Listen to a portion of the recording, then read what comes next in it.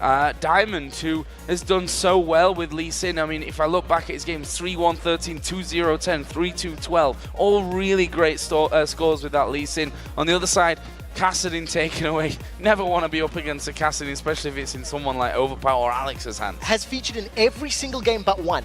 That is the 19th ban on Cassidy in the spring split. He's been picked 2 games, won both of those, and only 1 match went unpicked, untouched, and I think it was a mistake. So Cassidy is still major flavor, but the big tanks are still up. Dr. Mundo's still in there, Shyvana's still there if Diamond wants to go that route. And I think those could be first pick contentions, unless they want to go for the likes of Annie or the Thresh, in which case you can react and try to counter pick. Well, the Elisa is out there, and what is the final bat? And you can see that Gambit actually taking the sweet time about this one. As Darian just putting on his glasses there at the end. What am I going to pick? What am I going to ban? And it's Vi actually in the end against Jankos. So this is a lot of jungle bans, and I think Jankos or Diamond, one of them might even go for an Evelyn. I think it is a possibility for them. They both like to play Eve. They both like to trend towards those aggressive junglers. But Eve's had the change. That's what we shouldn't forget either. Very true. The Ravage, now physical damage. Maybe not, maybe not. I don't know, because these are mostly jungle-focused bans. 4 junglers in total, and you can see Gambit saying they don't know what to do. Darian wants Warwick. Darian knows what to do. We just don't know what that is at this point. No one can ever read Dr. Darian when he's on his plan. Let's have a look here. 25 seconds still to go. And a crowd cheering out a few different champions to go with. But the safe bet for Gambit would be something like Jinx Cannon, Jinx Thresh, Jinx Annie, because that would allow them to react to what ROCCAT are doing. And I think the fact they're taking so much time is probably the smart decision. You're so smart, Trevor. Well done on that one. But that is going to be locked in along with a boo from the crowd. Ooh. They want to see Warren coming out from that one. Actually, a last-second change here. Shen being picked up by Gambit. I'm not entirely convinced it's a top lane yet. And the only reason is because it's Gambit. We'll see. It's a little bit of a thing in the fringe outskirts of solo queue. And if any team's going to run something different, it could be them. We have seen Shen feature in the top lane. I think this will be his 3rd time if he goes that route. But I would prefer to see Darian on something like a Mundo, on something like a Shyvana.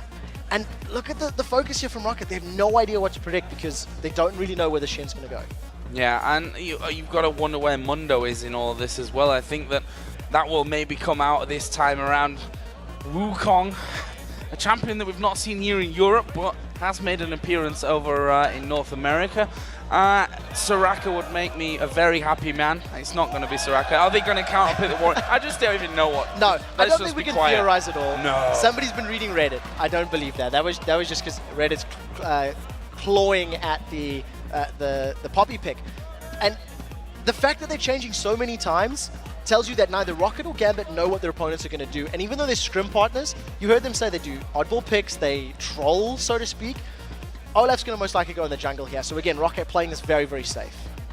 Well, yeah, safe, as you said, safe until they know what they're going to be up against and then can counter pick from that one. Let's see what Gambit now go for. They seem very relaxed, pretty quiet about it. Typical Gambit kind of focus style here in the team chat. And, mid lane, they can leave all the way until the end. Orianna would probably be a consideration here because Assassins, like a Kha'Zix, for example, is not going to work against a Kayle. The fact that you've got Olaf that is not going to get locked down by CC, and you're going to have that intervention, I think knowing Alex's champion pool, knowing the ones he likes to play, he's not going to trend towards those Assassins. And I do think this Orianna will be locked in. I would also think a Mundo over Shyvana. If not, that's going to be top lane Shen then. Yeah, that'll be the Shen going up top, and we are going to be seeing the Kennen coming out as well for Gambit. Actually played it twice up until now, as funny as that sounds to say, from the support role. First game was against the Copenhagen Wolves, which they won. 3-1-9 was the scoreline at the end of that one.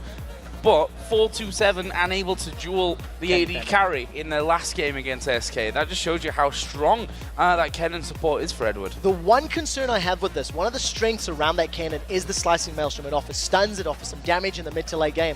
Olaf's not going to care, and Thresh is going to be able to pull himself through it. He's going to be able to get the box down, get a flay down, and that could be a soft counter to that type of champion. So we'll see how ROCCAT want to play these team fights out. The key to ROCCAT actually winning these engages is going to be that timing on intervention and making sure they keep either the likes of this Caitlyn, Trundle, or even just Kale alive because he can put a lot of damage down. Gambit can't stall. If Overpower gets to insta-gib levels, that's going to be a dead Jinx. Yeah, looks like we're going to be seeing Caitlyn picked up here for Celiva, which now he has played basically a mixture of Caitlyn, and Lucian once. So that's not really surprising. And Mundo also being picked up here for Zaz. And I wonder if Diamond is saving a special jungler for this game, because if left that pick till last, there are a lot of jungle bans as well. He has his Shyvana available, and I like his Shyvana in this situation because he can combo it with a Orianna ball, you know, get the shockwave down. Alternatively, if you want to go, I don't even know. I can't even theorize which route he wants to go, but I think Gambit, safe, maybe Season 2-esque type of composition, Shyvana would be the right pick. Yeah, I'd agree with that one. It is Edward on that one, so we can't trust it until it's locked in, but there it is. So it will be Shyvana making the appearance here for Gambit, and Darian, who, for me, he's looked his best and his most comfortable when he's had the Shyvana, the Mundo, which gives you so much freedom in that top lane to push past the tower, to go into the enemy jungle. Good, constant damage output from them. I wonder how he's going to do on Shen this time around. I think he's going to have a difficult time, unless it's going to be jungle Shen, but we'll see how that pans out. I'm expecting Diamond to take it, but I think ROCCAT have got a very solid composition here. They've got two very beefy tanks with Mundo and Olaf. They can survive a lot of damage, and if they are at risk of going down, the intervention plus the heals and everything is going to be very difficult to deal with. Over on the other side, Gambit are going to be relying on a little bit of split push early on, trying to get the Shyvana or the Shen to shove the lanes out. And if a good shockwave doesn't land on multiple members of ROCCAT, I prefer a long drawn-out battle with ROCCAT's team composition. Last seconds are counting down. It is in fact going to be a jungle Shen for Diamond Proc. So I think what this means is Darian's going to be split pushing the entire time and waiting for Stand United. Going for that one. That's what we were talking about. His performance has been so good on that Shyvana, and he's going to get it. Shen goes in the jungle for Gambit. So, as the teams load onto the Rift, let's turn to some electronic G-wizardry and see how you guys voted. And according to the click, 72% of you voted for Gambit to break this second place tie. That's a big number, and I think probably the smart choice. I think in terms of favorites, Gambit have a little more experience. They arguably turn up to play on the big stage. Yeah. I must admit, I'm not entirely sold on the Shen jungle. It is going to have very slow wave clear. It's not going to be able to duel Olaf if Olaf decides to counter jungle. And I think a lot of pressure is going to be on what sort of impact Darian can have with that Shyvana. I'm wondering if we've missed something here that Diamond... I mean, Diamond doesn't bring any old crap to the jungle.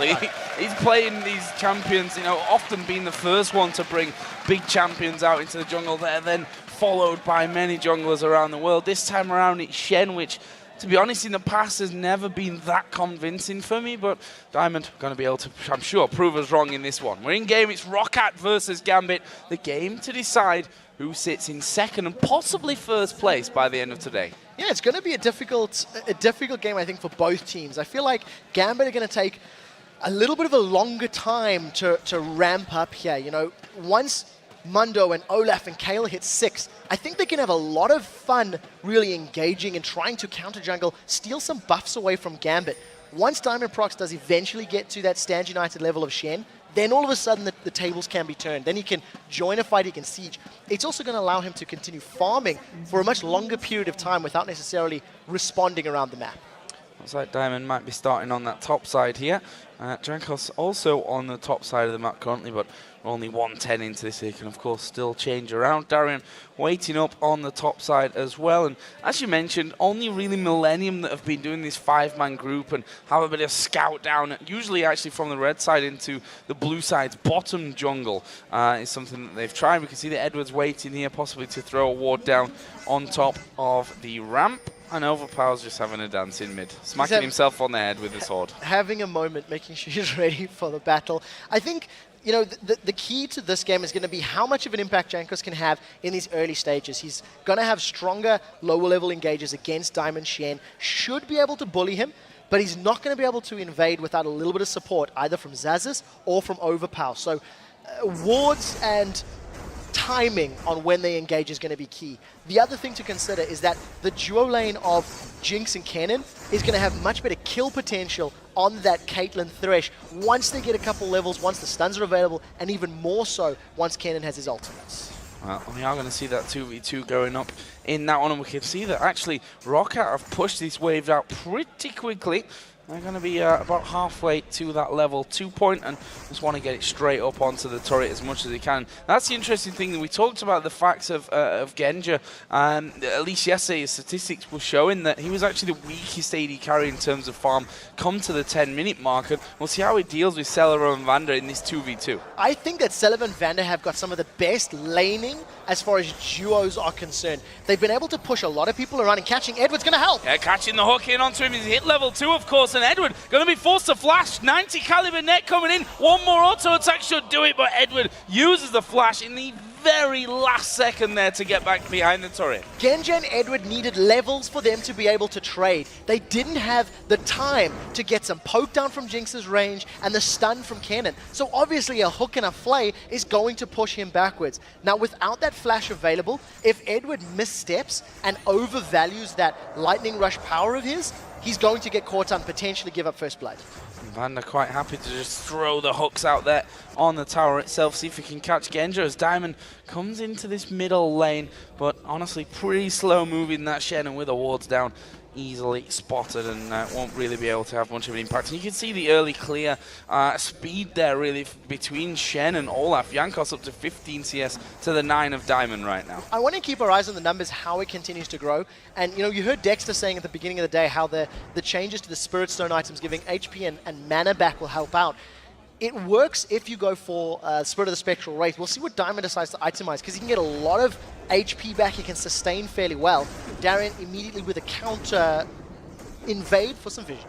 Yeah, getting that ward down by the blue buff, so he's going to spot early on when Olaf actually comes towards this top lane, and we can see that he'll spot Jankos right now, who's just going to head over and do himself the white. And interesting to see how Shyvana does in this one. The first time that we've seen Shyvana in the top lane since the 4.1 changes here in the European LCS. We know that obviously going to ramp up a little bit slow, but still gets to a very similar position by the end. Yeah, so the two changes that were made, just to quickly remind you, Burnout has been smacked fairly heavily. It will be lower at all ranks 1 through 5, but Flame Breath will scale up to fairly close level once you get it up to rank 5. What it means though is it's going to take Darien a little bit of a longer time to bully Dr. Mundo around if he decides to go for that Blade of the Ruined King. And I think the reason he put that ward by the white camp was to give Diamond a bit of a timing and information on when Jankos was going to invade. And you can see Jankos did actually come up and sort of scare Diamond towards the double golems up top. Another thing to mention as well is that Xaxus is running teleport on this one, so Mundo going to be called into action at some point. And, you know, overpower, we have to think back to promotion with the Kale that one-shots everything. If they allow him that time to get to that beast and have Xaxus super tanky, Jankos who can be tanky and have the damage and run through everyone, that's actually a really, really scary combo that they've got. It is very scary, but it can theoretically be countered by Command Protect and Stand United.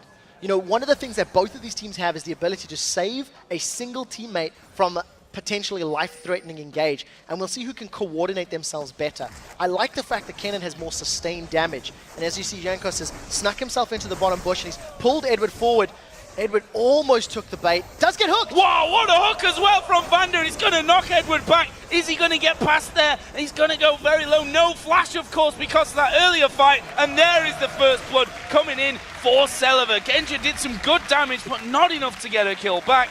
And that hook from Vander, wow. That was brilliant. I thought that Edward was going to back away. He moved back at the right second, but he moved just to the right at that last, melee minion. And a brilliant, brilliant hook from Vander. We talked about how Celeron and Vander are a very aggressive, strong duo lane. And because of the first blood, that's definitely going to work in their favor. Now Alex is in trouble. Yep, going on to him. He's actually going to speed himself up there. The axe landing in, and there is Diamond waiting off to the side. He's going to get a good taunt down towards Jankos, who actually gets the ultimate out of Overpower, but Overpower is still going to be chasing on this one. Throws down the ultimate. He's going to go for Alex. He's got no mana to escape. They both flash. One more swing of the sword will do it. That's 2-0 ROCCAT. Alex had no mana. He couldn't get the shockwave down. He used the last bit of his mana for that Command Protect.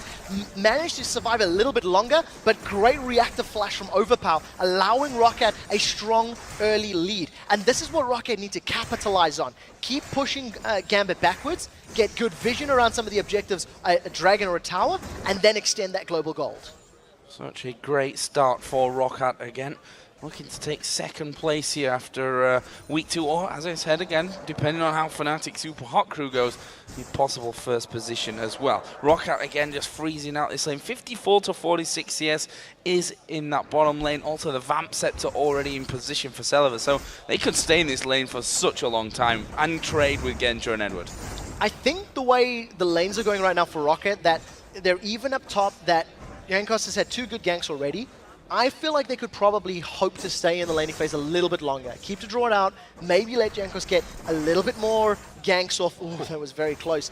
And if they can get a few more kills on the board, then it'll translate to a lot of objectives quickly. And we'll see if ROCCAT agree with that, depending on how they play out these next couple of minutes. Diamond has not really come that much out of the jungle. You can see that the minion score between them has actually pulled pretty much even now as well. And interested to see how Diamond develops here, because he is at level 6, so does have that Stan United available to get involved around the map. Yeah, and remember that their CS is even with Jankos having 2 successful ganks. So that's true. He's definitely going to be ahead.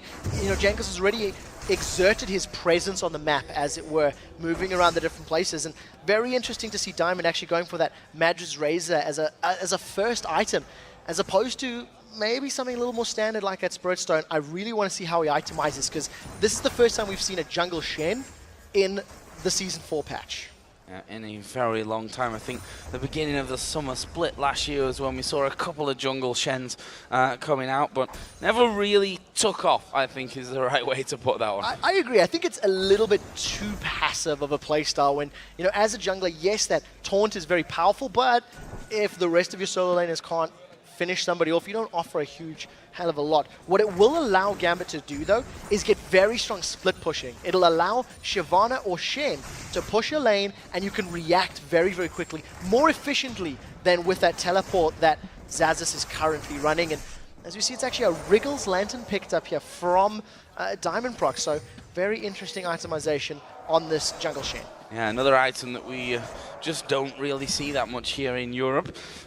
We are going to see Jankos actually coming around towards that mid lane. I tell a lie, he's just back off to keep farming things up. That lead building for him. We can see that the Stinger is in already for overpower at this point, and that bottom lane getting pushed up as well. But there we're going to see the big fight in the top lane. Darian actually trying to get in. Stan United is going to be used, and Xaxis is running basically to no man's land. Flash in there from Darian, and that was going to be a dead Xaxis. It's just a matter of time on this one, and it is Diamond that actually picks up the kill. There's Stan United. Yeah, and that's exactly what we needed to see. The fact that Darian is going to be able to bully Xaxis around. However, it took a lot more time.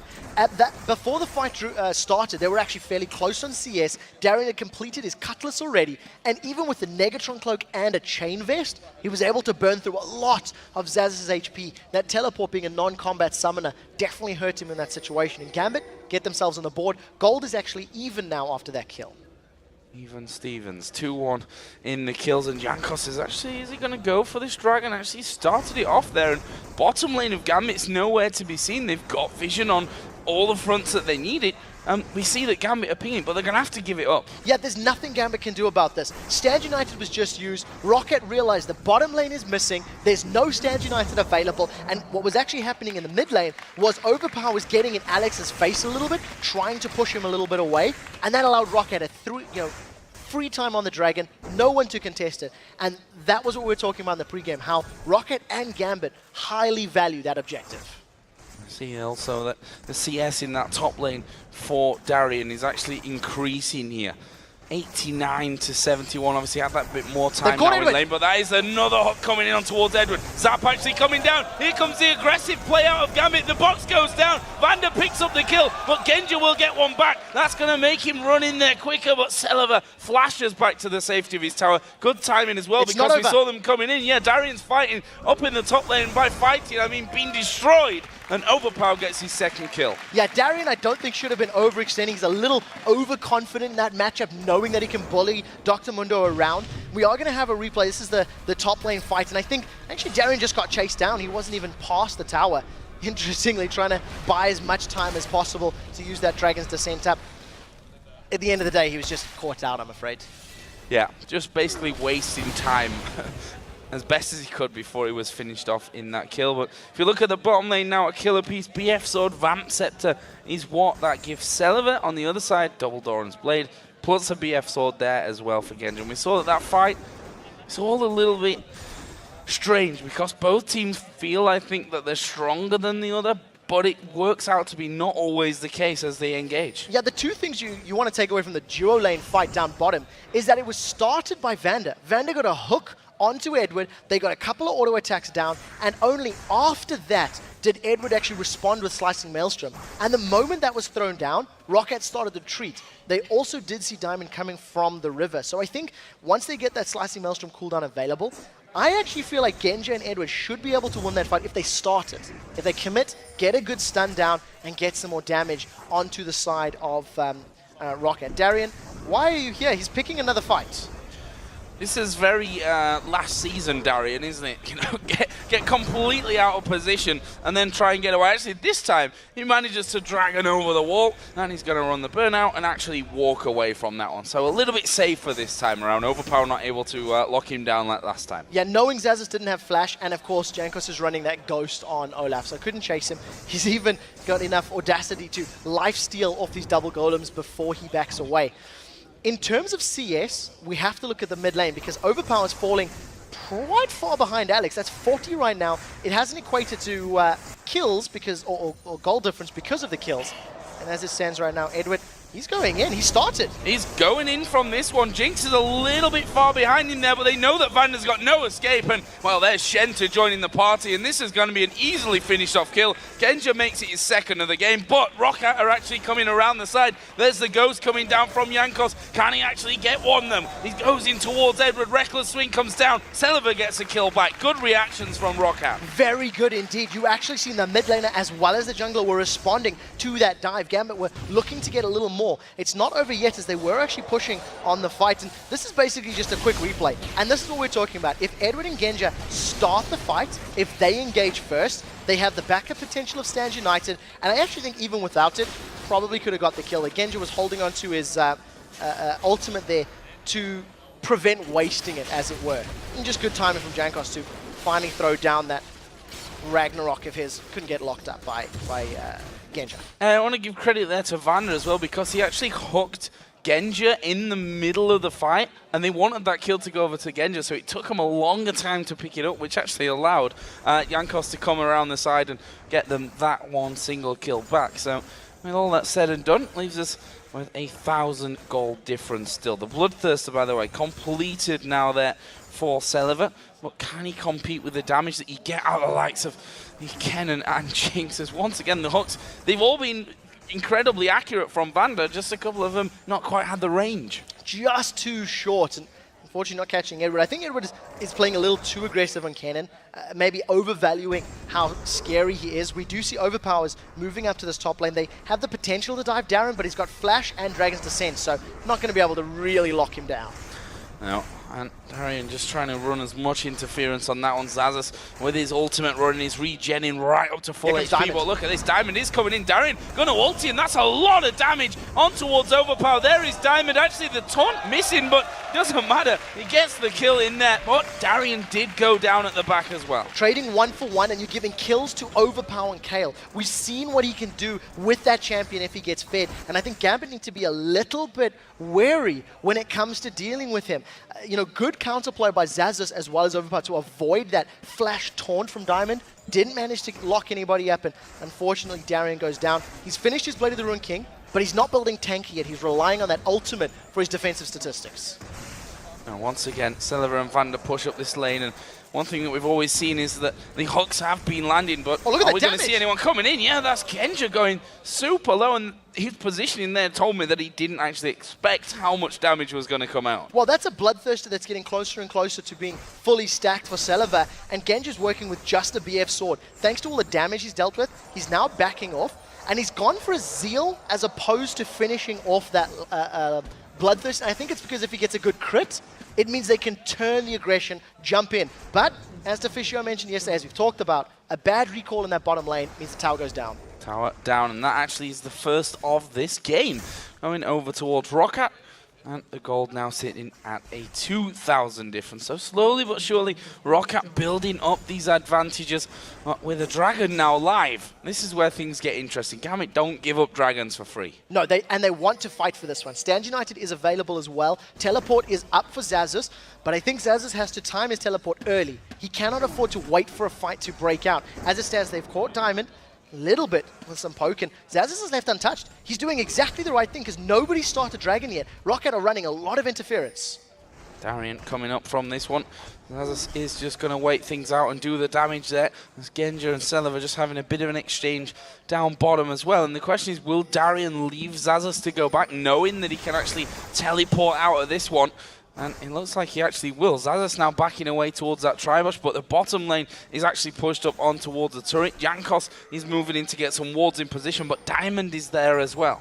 This tense situation around the Dragon is going to play out for a little while longer. Gambit now have sort of a numbers advantage at this second, but as it stands, Alex is way out of position. Darian's not going to be able to join for a while because teleport's available for Xazus. So I actually anticipate Gambit to pull Darian down and probably try start the Dragon as a bait to pull ROCCAT towards them. If they don't, it's because they're not feeling powerful enough, and ROCCAT have a superior vision in that area.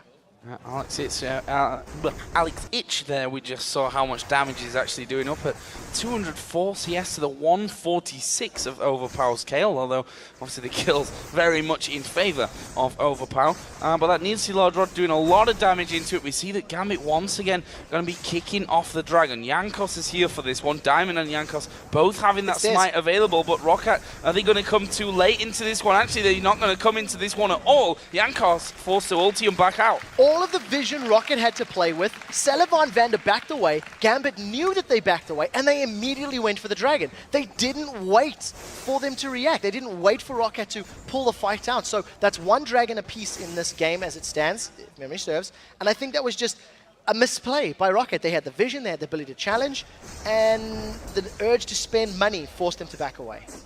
Spend that money, which gave the static shiv actually to Selva on top of that Bloodthirster that was completed early on. As you mentioned, Genja kind of went half-half on that one, picking up the BF sword and then taking himself the Zeal. So until he gets one of those, or both of those really complete, then he's going to struggle if it comes to a 1v1 against Selva, although we know how much damage Jinx just does, frankly. Luckily for Genja, even though he's behind in AD, Edward's cannon will at least assist in trying to mitigate that damage deficit. As it stands though, Gambit are still too afraid to challenge for this blue buff. You can see Genja's a little bit away. He needs to pull up, and I actually think ROCCAT managed to sneak the one just off the bottom of your screen. Blue buff is now running around in the bush. There's the vision. It disappeared for a second.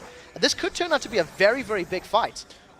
All over a blue buff at this point, which is marching back and forth after being aggroed from Gambit. ROCCAT are sticking around with this one, and Vander's Hook going to be on cooldown for a little while now, but if that gets going in there, if they can get this started off as Xazus here and Darian in the top lane are just bashing heads once again, there is the blue buff leashed out towards the ROCCAT team, but Gambit there as well. Yeah, they need to see who's going to engage. Vander gets Diamond! Yeah, Diamond going to get hooked in. There's the shockwave. It's a 3-mana as Edward going to move in as well, but Jankos, half HP still. It's Selva that's the focus. Great ulti out of Overpower. They're going to try and escape this one, but they can't. A good kill for Alex Itch, but the box keeping them locked in position is going to mean that the rest of them get away. So 1 for 1 in the end, but it's the jungler for the AD carry. Yeah, definitely in favor of Gambit for that situation. Xazus was trying to get away. It's not over. Now Edward may be in trouble from Overpower. He may actually get shut down. A great shockwave coming out from Alex Itch there worked in his favor. We do actually see Edward gets away cleanly thanks to that lightning rush of his. Yep, and Alex actually turning the damage around onto Overpower there. Really doing quite a lot to him. We saw, well, if you land those perfect shockwaves, you're always going to have good team fights. That's just how it works.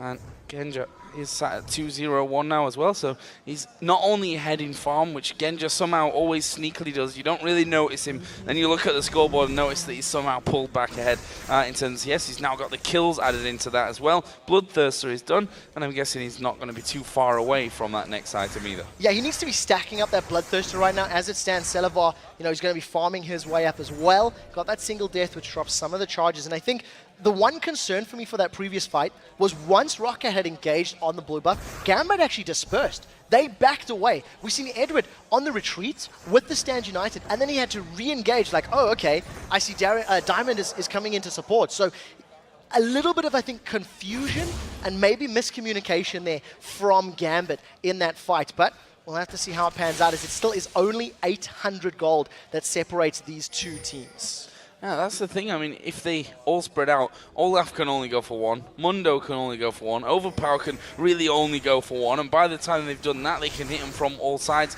ROCCAT have to pick the perfect targets in those scenarios. I think the difference maker is also going to be whoever gets Stand United, whatever the plural is of that. That's a real thing. And whoever gets the intervention from Kale. Intervention, that one. Because whoever is affected by that ability, if they don't make an impact, that could cost your team the fight. And I think those are the key abilities to keep tabs on, because there's strong engage from both of these teams. There's strong disengages that can happen as well. Oh, Hawk coming out from Vander, and that's one of the first that he's... well, I say he missed. He got a minion, didn't he? So it's technically not a missed Hawk, I suppose, coming out for him. Zazas on that top side of the map as well. He's going back off to lane. And Overpower going to have that Lich Bane coming in soon, and that's where the Kale starts to get scary. I think she's scary already, well, she but that's already going to help, yeah. that's for sure. I want to also highlight the differences in the item builds between the supports. Vander's already got himself those boots of mobility, wants to land a good hook, and he's also working his way towards that Talisman of Ascension. Over on the other side, Edward, realizing that he's going to be on the front line and needs to be engaging the fights for Gambit, he's actually gone for a Giant's Belt as his first item. And what we have seen him do is go for a Rylai's Crystal Scepter both times he's played the cannon. So I think he may even try to rush this before going for GP10. Yeah, and that health from that, really a perfect time for, because he knows he's going to have to dive in there anyway. Needs that HP on his side. We'll see how that one all works out. We've gone into a bit more of a quiet period as both teams start to collect those buffs that they need and get back to pushing a few minions out, earning a bit more gold, and we can see the Overpower there. That Lich Bane now done for him. Blue buff on as well. Meanwhile, the AD carries. Genja still not quite finished off that static Shiv, and on the other side, the Last Whisper almost done for Seleva. Now, the thing that we see every time Gambit feel that they are behind is they send Genja to split push. If Genja is not confident enough to team fight, he will always solo split push a lane. This we've actually seen costing Gambit games, because they want to get Genja to a point where he is powerful and where he can contribute meaningfully.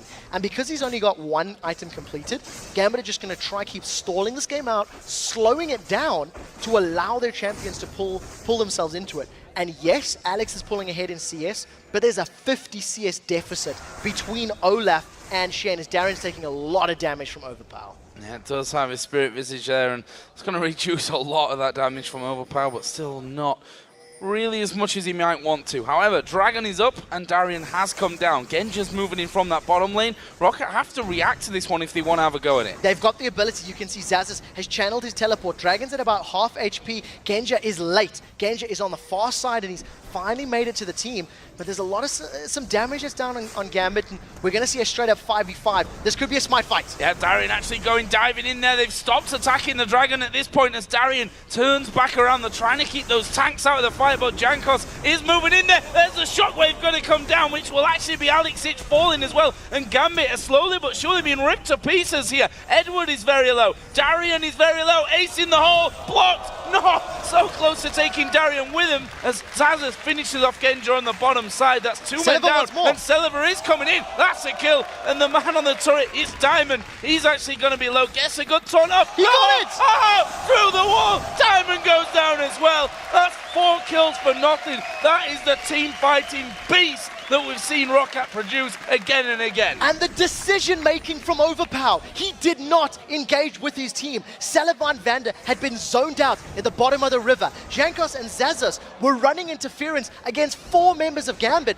and Overpower flanked. They stalled long enough for Overpower to come in from the blue buff area, get a lot of damage from behind, and we said it. When Gambit are under pressure, they split up. They did exactly the same thing, and ROCCAT hunted them down. Now Darian's going to try to interrupt this Baron as best as he can, but I think he may just lose his life. And it is going to be going down there. Smite used in the end by Jankos, and Darian is going to get pulled back. That's a great intervention onto Vander. Almost taken down by the shockwave of Alex Hitch. ROCCAT save, thank you very much. Another kill. Baron, we're going to go home now. Shockwave only caught Vander. Didn't even deal damage to him thanks to that intervention. And now that they've got Baron, ROCCAT have got themselves a 5,000 gold lead. They can decide to either siege towers, or in this situation, they're going straight for Dragon. This whole fight, this whole engagement started around Dragon, and now ROCCAT have got the superior regen to pick this fight.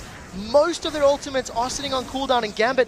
They're looking for some exit kills. I don't know if they're going to be able to get any. Jankos takes the Lantern, and great passage of play from ROCCAT. Right now, 2,800 gold for Mundo, 1,400 on Olaf, 2,600 for Kale, 2,000 on Caitlyn, and 1,400 for Thresh as well. That is going to be a massive power spike coming out of this one. It doesn't really get much better than that. You get 4 kills at this stage of the game. You get a Baron, a Dragon, and a Tower after that one as well. Perfect stuff out of ROCCAT. If Genja goes a little bit forward, he's going to be popped. Oh, Overpower just got a little antsy. And I think you're right. You know, the fact that they've got the gold lead, and now that it's been spent, and those items are being converted to statistical advantages, it's going to be very difficult for Gambit to win straight-up team fights. They have to catch somebody off guard with either a Shen ultimate, or they have to split push their way to map control. Those are the only 2 ways to make up this sort of 7,000-8,000 gold difference. An outright buy of the Void Staff there for Overpower. If he wasn't hurting already, then he's just going to be causing them some even further problems. He's currently a 6,000 gold lead here for ROCCAT.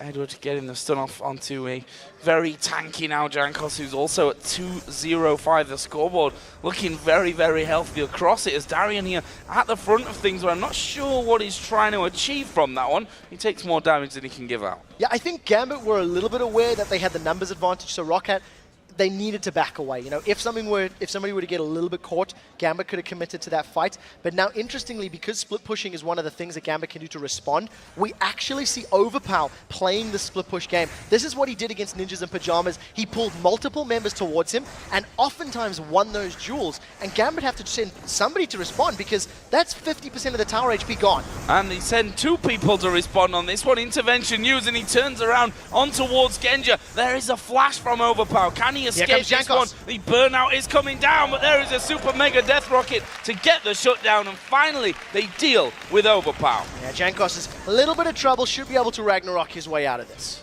Doesn't even need it. Don't even need that. He's just going to walk away, even doing a good chunk on towards Diamond as he went as well. Meanwhile, Zazas, he's pushing the top lane all alone, and with Darian now headed back, that turret might just get finished off, and it is going to be done. Third turret of the game, actually, for ROCCAT, and now he's going straight in onto Darian as well. Yeah, and with the amount of resistances he has, he's actually able to sort of out-trade against Darian. Darian needs to go all in. He has to commit to a full fight if he wants to try and win out that trade. And Zazas now, he has no vision to work with, which is why part of the reason Overpower got caught out. There's not enough wards on the Gambit side of the map for ROCCAT to get away with these plays without maybe running the risk of getting caught out. They do manage to steal red, and a very cheeky escape.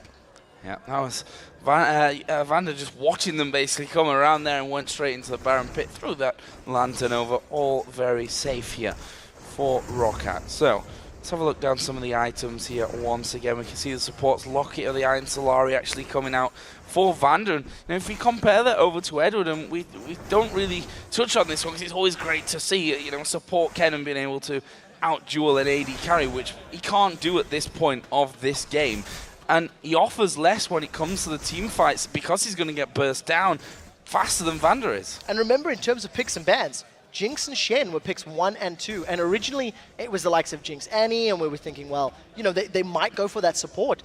You have to question whether or not it was smart to give away the Thresh on to a player like Vander, who's done well with it, and knowing you have Edward on your team, who's a phenomenal Thresh player as well.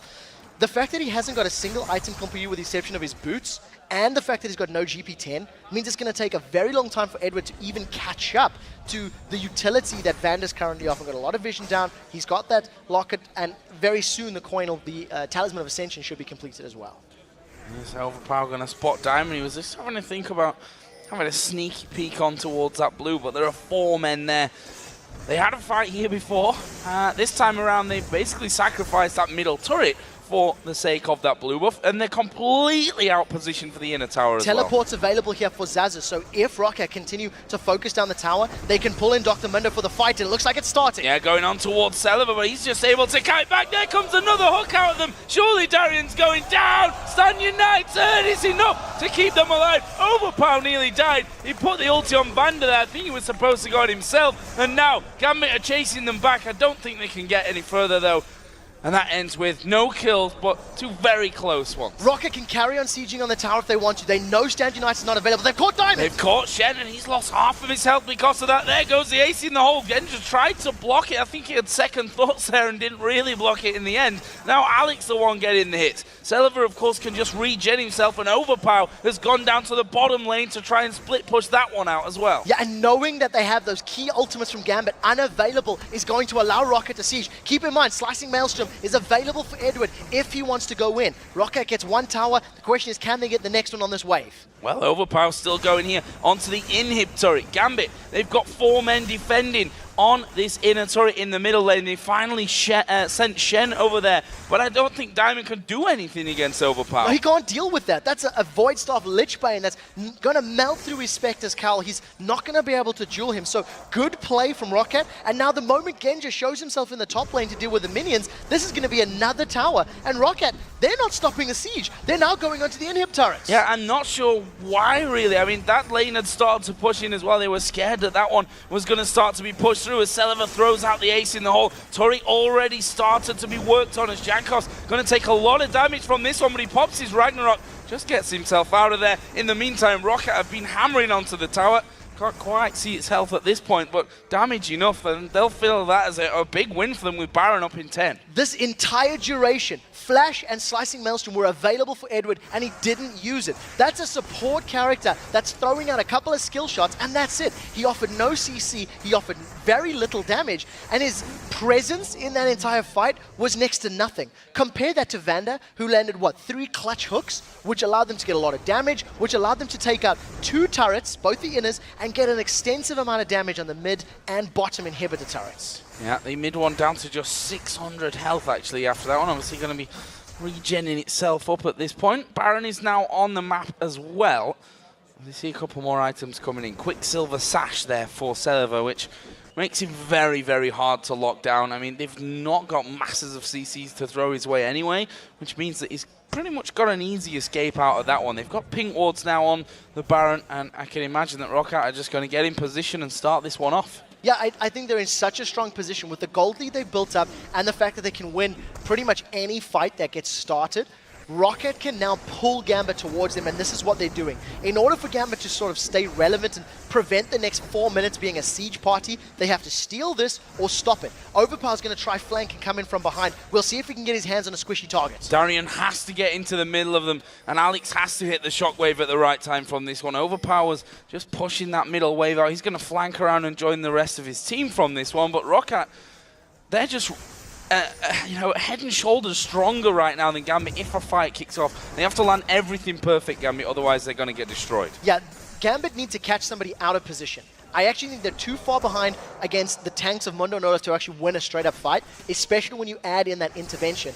And, you know, we talked a lot earlier in the game how Stand United or intervention can win team fights, and we've seen it happening in the mid lane. Stand United kept Darren alive, and the intervention allowed ROCCAT to keep sieging. As it stands, ROCCAT are going to keep playing this game, keep pulling Gambit towards them until one of them missteps. One of them steps a little out of line and allows Overpower to get on them. Overpower's looking for Edward, Genja, or Alex. And if you can get on one, that'll be the team fight key. Or Diamond, or Darian. Rabadon's death cap is now added into his build from you can literally get anyone at this stage of things. Blue buff lasts about 3 seconds. Always a nice pickup for him. And actually a recall coming in there from Vander. So I guess he just wants to pick one last thing up. And will actually be a Ruby Sightstone. I think that he finished off with that one, and they're coming back in. However, they've left this middle turret somewhat undefended. The 2 tanks have now come across. This is the fight. Looks like they're going to go for this one. Actually, they are going to be going for it. Diamond is the one focused here by Jankos, who's slowing them all down as he goes. Vander is not there just yet, though, when ROCCAT decide to disengage. Yeah, that was a 4 versus 4. Genja was arriving late to the party, and Vander was still getting up into that mid lane. And with Zazas moving down bottom to clear the wave out, his teleport is almost available. I think we'll be seeing a replay of the last few minutes where ROCCAT can either siege up the towers and control the lanes, or they can carry on baiting Baron. Both options are available because Xaxis can rejoin the combat thanks to his teleport. It's a 10,000 gold lead now that ROCCAT have from this one. And Overpower here catching out Darren. You can see he's going to ulti straight out of this one. But will he be able to escape from Overpower? Yes, he will. He's Shyvana. Burnout on. Off you go. Yeah, it does manage to get out. It's going to lifesteal a little bit off the double golems. Look at Gambit backing away. If Genja shows himself in this bottom lane, ROCCAT could potentially instantly go for that Baron. You see Xaxis continues to split push. Somebody from Gambit has to respond. And with ROCCAT having, a number of sweeping lenses, they're controlling the vision game. They're denying Gambit the option to surprise them. ROCCAT are just playing this one flawlessly. Yeah, here's the Baron started off once again. They spot that Edward and Darian are at the back, and they disengage. Play it safe because Xaxis is pushing. This entire time he's pushing up now on towards the bottom inhibitor turret. Again, Gambit are going to be forced into a 4 versus 4. They're obviously, they need to send Shen back to deal with this one, but instead they've sent the AD carry. Yeah, Genja, again, it's the Gambit philosophy. If Genja's not strong enough, he's the one that deals with the split pushing or does the split pushing. Diamond is in range. This could come down to a smite fight. Who's going to get it? Oh, Darian off towards the side. Actually, they've managed to land the hook over onto Diamond at the back there, but the Baron nonetheless picked up by ROCCAT. Ace in the hole not needed. Overpower got that one, and the slows that are going to come into this one surely make it impossible to escape. Flay on towards Edward. He puts his ulti in there. Going to offer them a little bit, but possibly not enough because ROCCAT, they've taken their second kill of the fight, and they're going to keep pushing. Yeah, they've got so much HP to work with. The intervention is still there for Overpower. It wasn't used in that last fight, and with having the super tanky members of ROCCAT up on the front line, they should be able to just force down this tower. We finally see Edward using his slicing maelstrom, but he still has no real items completed right now. A little bit of HP, a little bit of ability power, but it did nothing in that fight. It did nothing to stop ROCCAT. They've got one inhibitor, and they're turning to the bottom. Yeah, going for inhibitor number 2 of this one. Darian is up there in their face. He's got a lantern there, Xaxis, if he needs to take it to get away, but not sure that it does, to be honest. Overpower just steps forward there, swings the sword a couple of times. That turret is going to be falling low here. Watch how much damage Overpower does to that one. Instant death pretty much for it once they actually get the focus onto it. Inhibitor going to suffer a similar fate. ROCCAT starting to back away now, or are they? They've got the regen coming in from the Baron. They could rotate, push that top wave out and go there now. Yeah, realizing that Gambit have several members with home guards on, I don't think they wanted to run the risk of getting caught up by that immense speed boost. So smart decision by ROCCAT. They've actually backed away. They're going to catch Darian. Oh, they're going to catch Darian, which is something that happens quite often.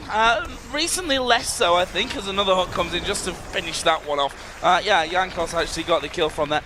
And now, actually, with the just 4 men up, I wonder if they're just going to keep pushing from this one. They've got so much gold to spend. 3k on Overpower, over 2k on most of the other guys as well. They can back off and come back stronger again. I think at this point, because they've got the Baron buff still in their favor for another 2 minutes, your initial call of pushing the top lane seems to be the goal here. Celaver backed away. He's pushing up the top wave, got that Infinity Edge completed now. And once the wave is pushing towards Gambit, ROCCAT is just going to carry on playing the siege game. The damage difference between Celaver and Genja right now is massive, in addition to the fact that he's got that Quicksilver Sash for defense as well. But Genja's got the farm, and that's what Gambit were trying to do. And you said, often it can cost them games. He showed himself in positions where ROCCAT have just made the best of it after seeing that Diamond is clearing out some wards whilst his top tower here is going to be started on. There's a shockwave. It didn't really do a lot, and Edward now going to be chased down. Ace in the hole lands on towards Alex. That's 2 men down. ROCCAT can win the game right here as he going towards Diamond. Another hook lands. Overpower just blows him to pieces, and this is now Genja and Darian to save the game for Gambit. Can they hold on here against a big push from ROCCAT? I don't think they can. They know that they can't as they back away on towards the fountain. The hook thrown out. The second Nexus turret goes down. ROCCAT going to pile on through and pick up the victory here against Gambit Gaming and put themselves into a guaranteed 2nd position. Absolutely brilliant play from ROCCAT. They called it yesterday. Overpower said we will beat Gambit, and he predicted they will lose to Fnatic, but that is a matchup I'm looking forward to seeing. And coordinated team fights, great dragon control, and once that mid-game roaming and rotations happened, Gambit simply had no answer. Yeah, and you can see it looks as though there was no real answer to that one, and honestly, this ROCCAT team right now is so scary, able to take down everyone, almost everyone we should say, that's crossed their path doing so incredibly well. Overpower again, getting this KO that he's shown time and time again that he can do well with. He's shown time and time again that he can do well with whatever you really put in front of him. He can pull out Mordekaiser in the LCS and still win games. This team right now has got such a bright future. You cannot beat ROCCAT in picks and bans. What we've learned from watching all of the games so far, you cannot beat this team by picks and bans. You cannot ban them out. So what that means is you have to figure out how to counter their objective play. And I think starting at Dragon would be what other teams need to look at. ROCCAT places a lot of importance on that. They are not afraid to invade your blue. And I think if anybody doubted ROCCAT's ability to win and compete at the top level of the LCS, this game just quashed it because they completely controlled Gambit. You have to beat them in team fights, and that's what they completely excel at. That one down on Dragon, as you said there, looked as though might be a bit of a ropey start, but in the end, they always seem to be coming out on top of them. The slow but sure ramp up as well is always something that they seem to have in the back of their mind and feel comfortable knowing that they're only getting stronger as the game goes on. My biggest concern about ROCCAT when they came into the league was, can they play non-stall games? We know they're good in late game. It's how they beat NIP. When they played against Millennium, they basically won the game by 15 minutes. They had such an insurmountable lead. They are strong in lane, they're strong in rotations, and I also think their picks and bans, while unorthodox, are still very smart. Right near the end there, I made a comment about how Caitlyn is dealing more damage than Jinx, and it's because they were so safe. You know, they were sitting, sharing items for items, but Caitlyn had better range, better positioning, and Celifar was just playing to his team's strength better than Genja could. Yeah, and I have to give credit to Vander because his hooks were absolutely miraculous in some cases. The one onto Edward, which was just a tiny pixel amount away from actually clipping onto the minion there, picking him up kills left, right, and center with those ones. So really impressive play by ROCCAT, and everyone that watches them, I'm sure, that has to face them later on is scared. Guys, we're going to take a moment to sweep up the remaining